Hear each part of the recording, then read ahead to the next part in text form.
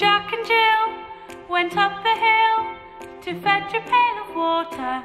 So they say their subsequent fall was inevitable. They never stood a chance, they were written that way, innocent victims of their story. Like Romeo and Juliet, 'twas written in the stars before they even met, that love and fate and a touch of stupidity would rob them of the hope of living happily. The endings are often a little bit gory. I wonder why they didn't just change their story. We're told we have to do what we're told, but surely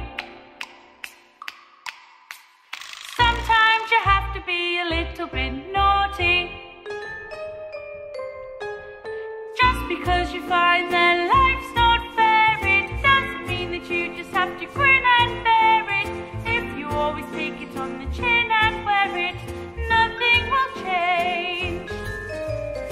Even if you're little, you can do a lot you must, and let a little thing like little stop you. If you sit around and let them get on top you, might as well be saying you think that it's okay, and that's not right.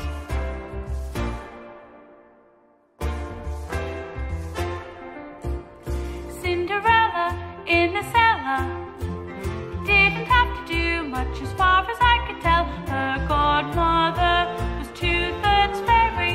Suddenly her lot was a lot less scary. But what if you haven't got a fairy to fix it? Sometimes you have to make a little bit of mischief.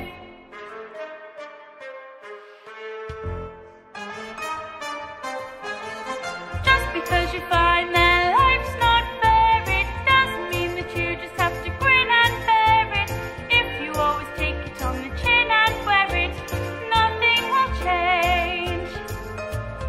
Even if you're little, you can do a lot you must, and let a little thing like little stop you.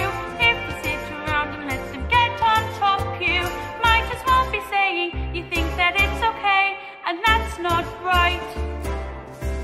And if it's not right, you have to put it right.